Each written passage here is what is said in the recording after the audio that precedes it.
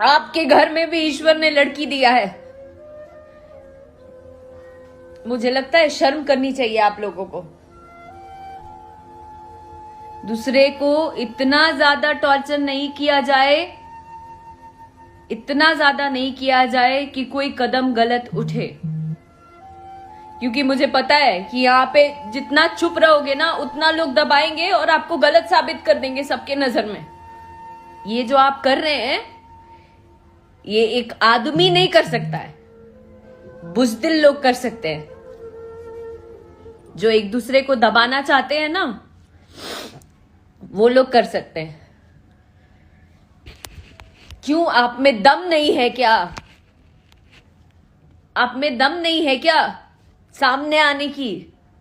दोस्तों आप सभी तो जानते हैं कि भोजपुरी इंडस्ट्री की उभरती हुई सितारा आकांक्षा दुबे अब इस दुनिया में नहीं रही, जिसको लेकर अभी आपने देखा कि अक्षरा सिंह उनके लिए काफी बेचैन थी और रोते हुए लाइव आई थी। तो दोस्तों अगर आप भी आकांक्षा दुबे को अभी तक विनम्र श्रद्धांजलि नहीं दिए हैं तो प्लीज हमारे कमेंट बॉक्स में रिप आकांक्षा दुबे या भगवान अपने चरणों में आपका स्थान दे, ऐसा कमेंट बॉक्स में लिख कर एक जरूर कमेंट कीजिएगा। धन्यवाद।